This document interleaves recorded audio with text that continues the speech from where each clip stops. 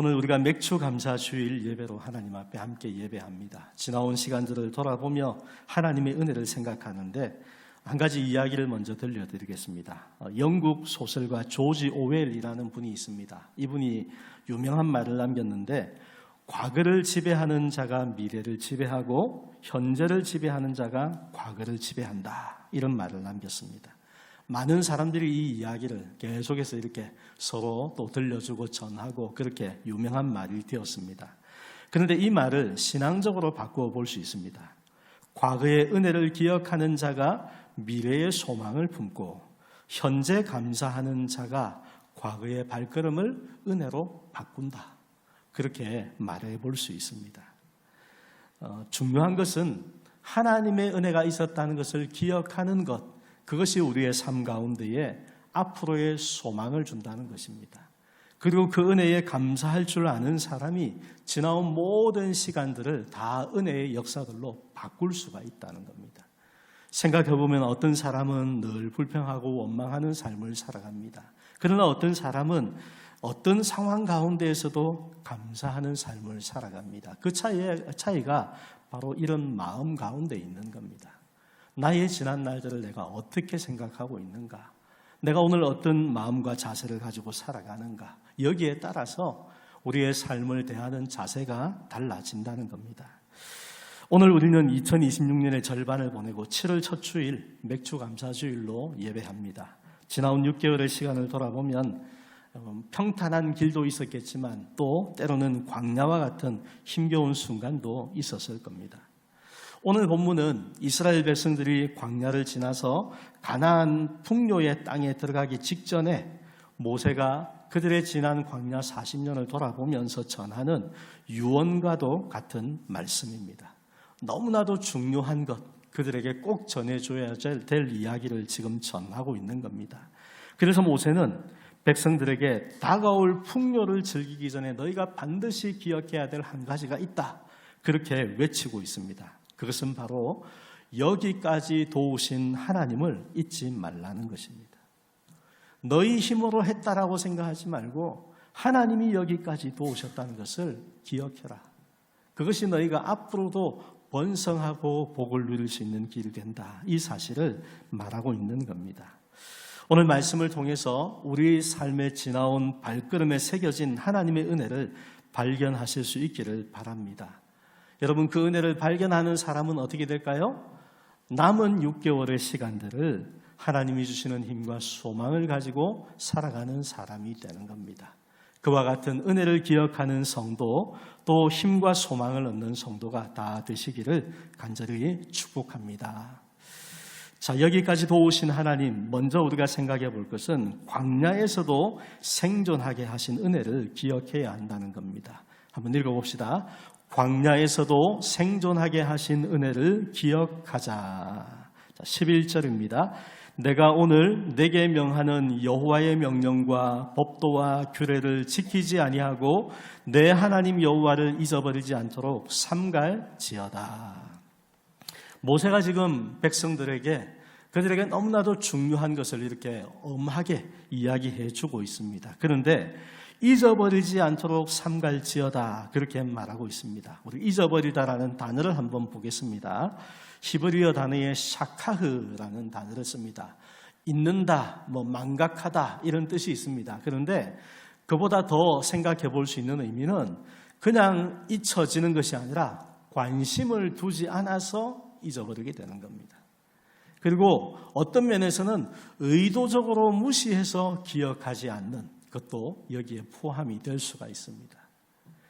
이스라엘 백성들에게 하나님이 주신 은혜가 있는데, 그들이 애굽에서 나왔던 그 사건, 홍해를 지나고 광야에서 여러 가지 상황들을 지나던 하나하나의 수많은 은혜의 역사들이 있었지만 의도적으로 그들이 무시해버리든지 아니면은 관심을 두지 않아서 잊어먹게 되는, 망각하게 되는 이런 일들, 그렇게 되지 않도록 삼가해야 된다, 지금 모세가 말하고 있는 겁니다. 여러분, 망각이 왜 위험할까요? 믿음에 있어서 망각은 어떤 문제를 가져오게 되겠습니까? 하나님의 은혜를 우리가 잊어버린다?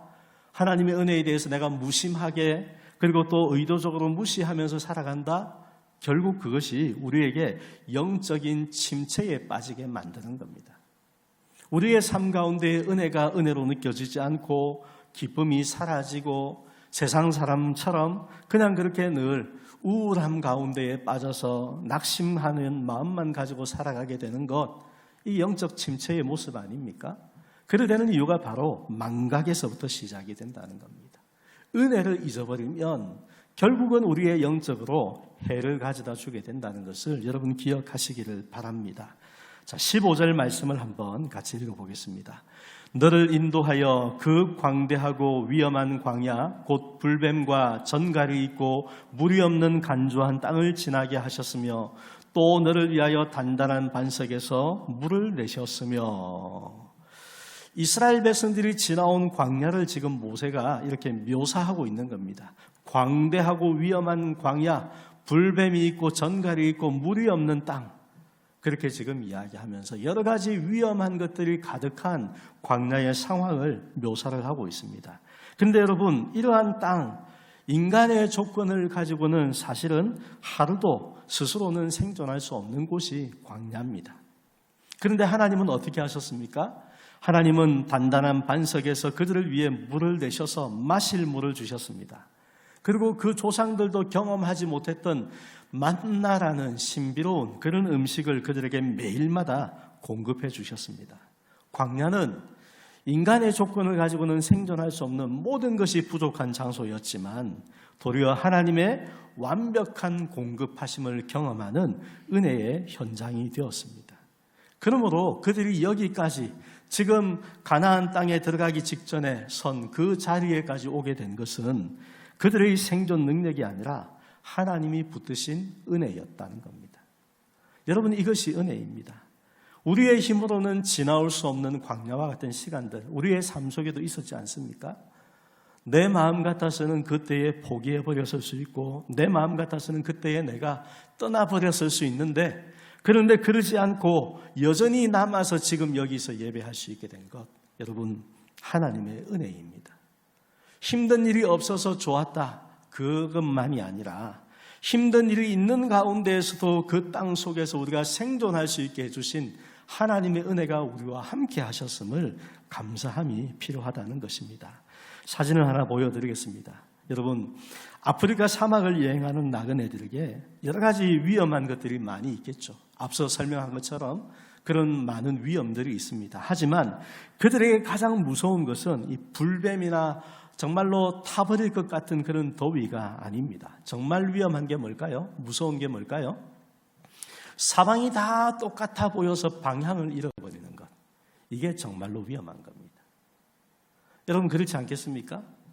그 어렵고 힘겨운 고난의 상황 속에서 가는 방향을 놓쳐버리면 그 속에서 계속 맴돌게 되는 겁니다. 그러면 결국 죽는 거죠. 그래서 여러 가지 열악한 상황들, 어려운 일들, 이런 부분들이 있는 것이 힘겹기는 하지만, 그러나 그보다 더 위험한 것은 그런 환경이라서 방향을 잃어버리는 것이 더 위험하다는 겁니다. 무엇을 말합니까? 우리의 신앙생활도 그렇다는 겁니다.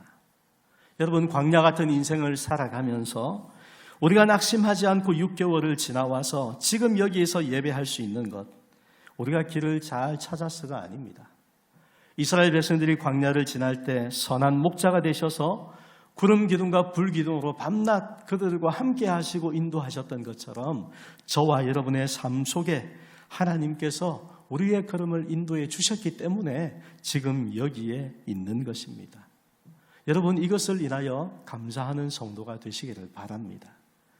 하나님, 내게는 왜 이런 일이 있습니까? 왜 내게 이런 일이 찾아왔습니까? 그것이 아니라 그런 광야와 같은 순간들이 지난 6개월 속에 있었다 하더라도 그 광야와 같은 순간들 속에서도 내가 길을 잃지 않고 헤매지 않고 믿음을 지키며 주님 앞에 살아올 수 있도록 하나님이 우리를 인도해 주신 것, 그 가운데 여전히 믿음으로 살아있게 해주신 것, 이것이 하나님의 은혜임을 기억하시기를 바랍니다. 내 삶에 어려움이 있었기에 도리어 기도할 수 있었고 그 모든 것이 하나님의 은혜였다. 여러분, 이와 같은 믿음의 고백을 가진 성도로 늘 살아가시기를 간절히 축원합니다. 두 번째로 우리가 생각할 것은 풍부하게 될 때 망각하지 않도록 경계해야 한다는 겁니다. 한번 읽어봅시다. 풍부하게 될 때 망각하지 않도록 경계하자. 14절 말씀입니다.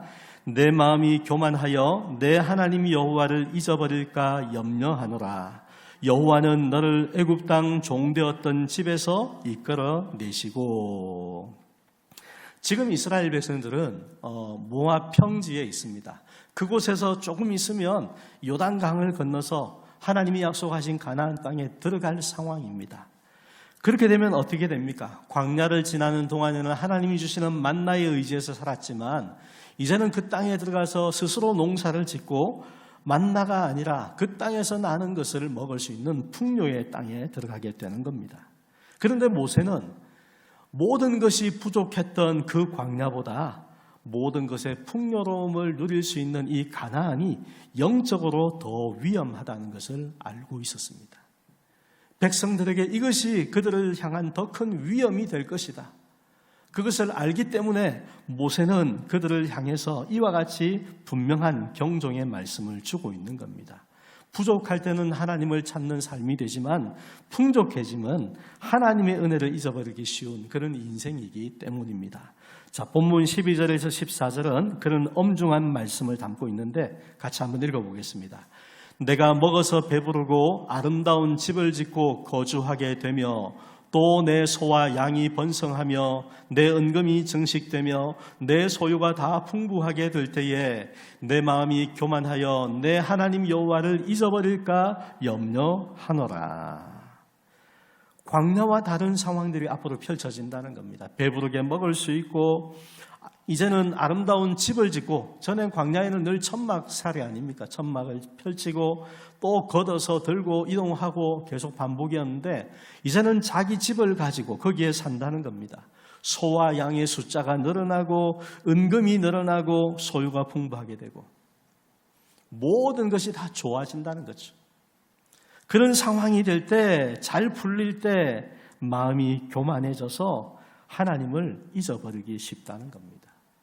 그래서 심지어는 17절처럼 말을 하게 됩니다. 17절을 보겠습니다.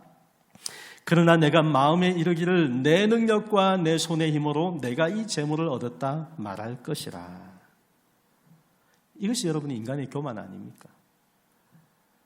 그 화장실 들어가기 전에 마음하고 나온 다음에 마음이 다르지 않습니까? 들어가기 전에는 당장 이것만 해주면 다 해줄 것처럼 이야기하지만 나오고 나면 이제 아쉬울 게 없는 거죠. 마치 그것처럼 어렵고 힘들 때는 하나님의 은혜를 생각하고 하나님을 의지하고 살았는데 이제는 내 마음에 여러 가지로 넉넉하고 여유로워지니까 하나님은 생각하지 않고 그냥 다 내가 한 것처럼 내 능력으로 그렇게 살아가는 인생의 교만이 있다는 겁니다.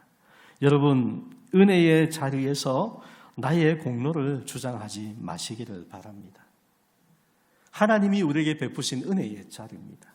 우리의 삶 가운데 마음의 평안함이 있고 우리의 삶 가운데 하나님 주신 여유로움이 있다면 하나님이 마련해 주신 은혜의 자리인 줄을 기억할 수 있어야 됩니다. 오늘 우리가 맥주 감사주일 예배를 드립니다. 이 맥주 감사절은 어떤 날이냐? 잘 살게 되었을 때 내 힘을 자랑하는 날이 아니라 모든 풍요함의 근원이 하나님께 있음을 겸손히 인정하는 날입니다. 오늘 여러분에게 그와 같은 날이 되시기를 축원합니다. 모든 것이 하나님의 은혜입니다. 그렇게 고백하는 겁니다. 자, 이 연주는 유명한 첼로 연주자 거장이라고 불리는 파블로 카잘스라는 분이 연주한 겁니다.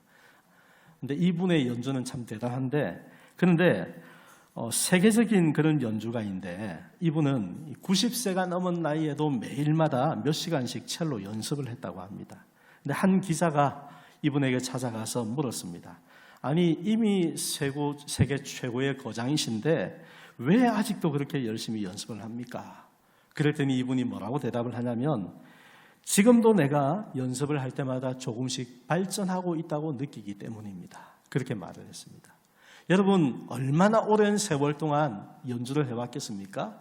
그런데 나이가 90이 넘었는데도 내가 연습할수록 발전하고 있다. 느낀다는 겁니다. 그리고 또 무슨 말을 했냐면, 연습을 하루 쉬면 내가 알고 이틀을 쉬면 평론가가 알고 사흘을 쉬면 관객이 알기 때문입니다. 그렇게 말했다고 합니다. 그냥 얼핏 보면 표시가 안 날 수 있지만 하루하루 지나갈수록 그것들이 다 드러나게 된다는 겁니다. 왜 이 이야기를 하냐면요, 우리가 신앙생활을 하면서 하나님 앞에 드리는 감사도 이와 같다는 겁니다. 여러분, 우리가 감사를 하루 쉬면 우리의 마음이 교만해집니다. 감사를 이틀을 쉬게 되면 내 불평을 이웃이 듣게 될 거고, 사흘을 쉬면 우리와 하나님과의 관계에 금이 가기 시작합니다. 그것은 어떤 결과가 되겠습니까? 우리에게 있어서 결국 재앙과 같은 일이 되는 겁니다. 힘겨운 광야를 지날 때는 나의 삶 가운데에 늘 하나님을 의지하며 사는 것이 당연한 것처럼 여겨졌지만, 나의 삶에 풍요로움이 찾아오고 여유가 생기고 나니 이제는 하나님 앞에 감사함이 식어져가는 삶이 되지 않도록 주의해야 한다는 것입니다. 사랑하는 여러분, 꼭 기억하십시오. 우리가 하나님 앞에서 감사해야 될 때, 풍요롭고 평안할 때 더욱더 감사해야 될 시간들입니다. 힘들고 어려울 때도 하나님의 은혜를 발견하면서 감사하고 살아야 되겠지만, 평안하고 풍요로울 때 그때가 오히려 영적으로 더 위험한 순간인 줄을 깨닫고 하나님 앞에 감사할 일들을 더욱더 찾고 더 하나님의 은혜를 나타내는 삶을 살아가는 것, 이것이 우리가 살게 되는 길입니다. 오늘 우리가 하루만 살고 이 생이 끝날 것 아니지 않습니까? 여러분의 계획은 그런 것 아니지 않습니까? 오늘이 아니라 오늘을 살고 내일도 우리는 살 것을 생각하고 또 남은 반년의 삶을 생각하며 살아가지 않습니까? 그런데 그 시간들을 하나님의 은혜가 더 풍성한 삶이 되려면 오늘 우리에게 있는 이 모든 것에 하나님 앞에 감사하는 그와 같은 삶이 지속되어야 한다는 겁니다. 사랑하는 성도 여러분, 오늘도 감사가 풍성한 여러분의 하루가 되시기를 축원합니다. 이번 한 주간 살아가실 때 매일마다 아침에 일어나면 감사하다 이야기를 먼저 하시고, 만나는 사람 앞에서마다 감사한 말을 나누시고, 그렇게 매일 감사의 연습을 멈추지 마셔서 하나님이 주시는 감사와 소망이 더 풍성한 우리의 앞으로의 날들이 되시기를 간절히 축원합니다. 자, 세 번째로 능력 주시는 분이 하나님이심을 인정해야 합니다. 한번 읽어봅시다. 능력 주시는 분이 하나님이심을 인정하자. 18절 말씀입니다. 내 하나님 여호와를 기억하라. 그가 내게 재물 얻을 능력을 주셨습니다. 이같이 하심은 내 조상들에게 맹세하신 언약을 오늘과 같이 이루려 하심이니라. 아멘. 오늘 본문에서 모세가 감사의 결론을 지금 이렇게 맺고 있습니다. 내 하나님 여호와를 기억하라. 그가 내게 재물 얻을 능력을 주셨습니다.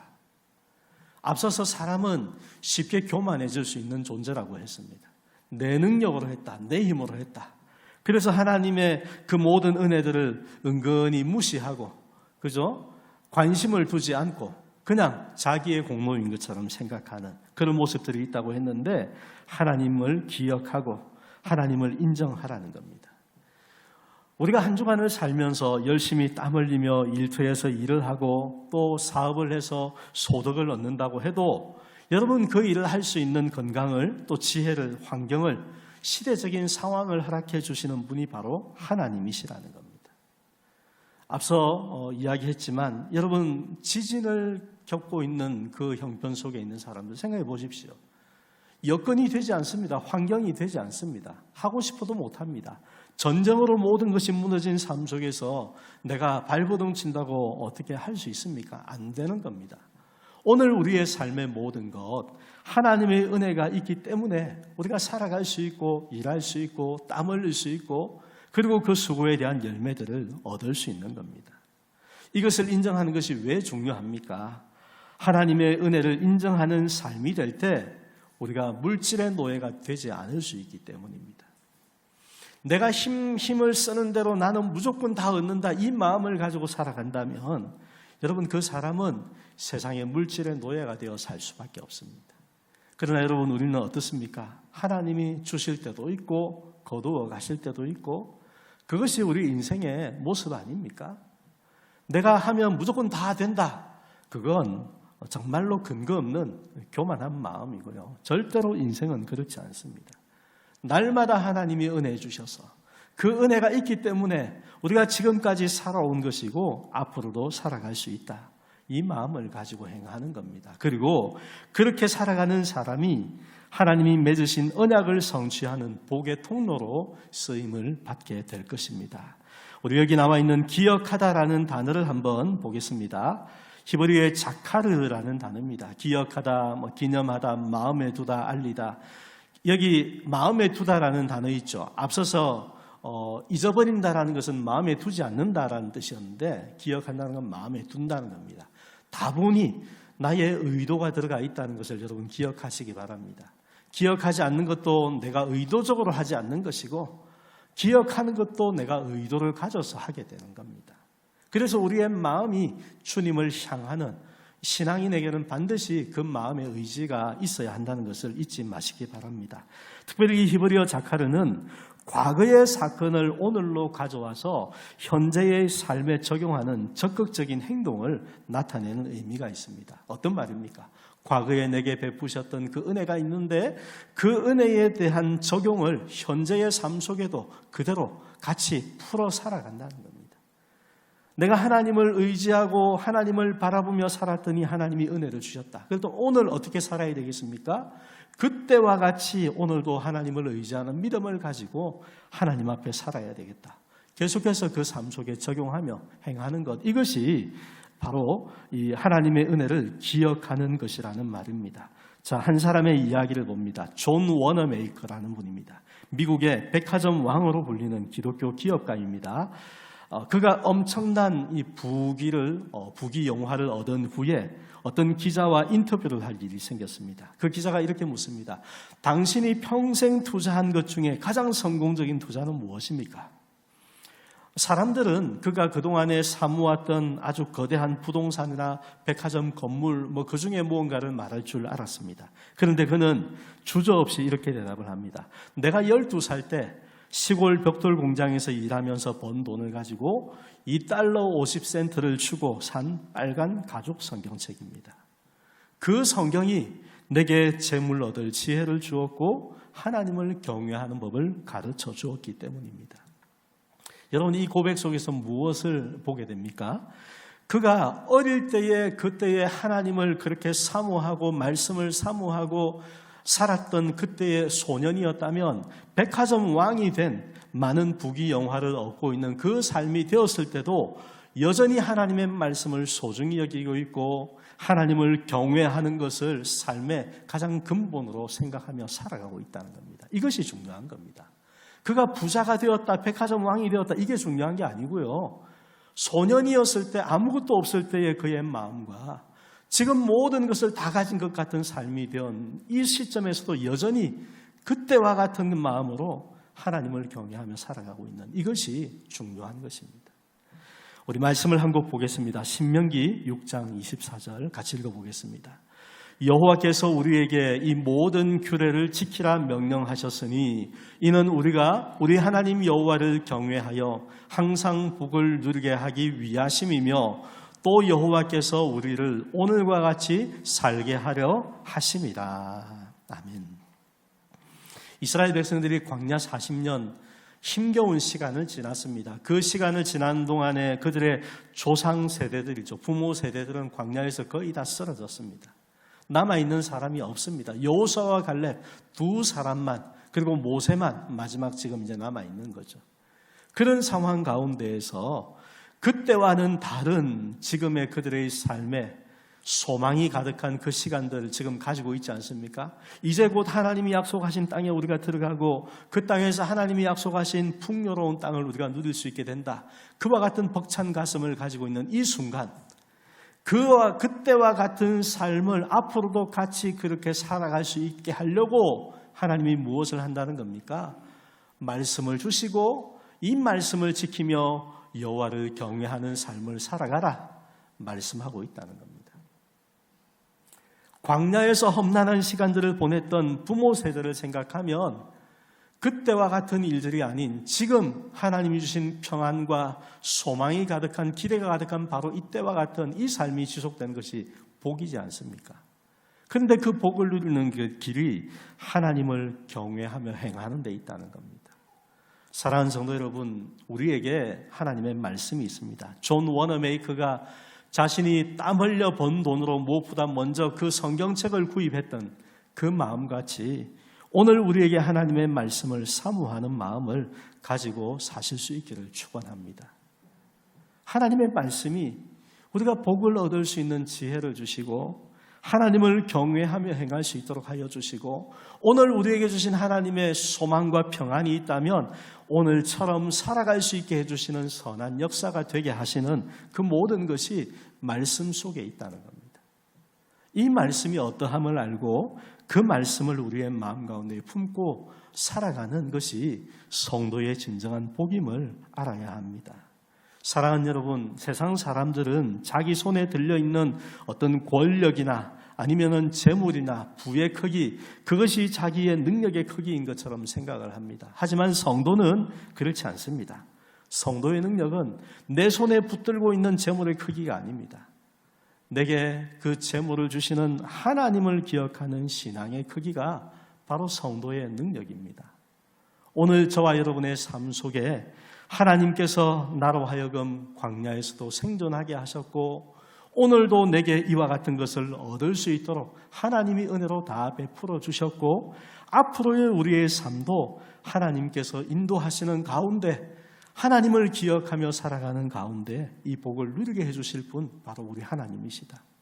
여러분, 이 믿음을 고백하는 성도가 되셔서 우리가 지난 반년을 하나님의 은혜 가운데에 살아왔음을 고백하는 것처럼 남은 반년도 하나님이 주실 일들에 대한 큰 소망을 품고 기대를 가지고 하나님이 도우시는 은혜의 역사 속에 감사와 기쁨으로 살아가는 복된 믿음의 사람 다 되시기를 우리 주님의 이름으로 축복합니다.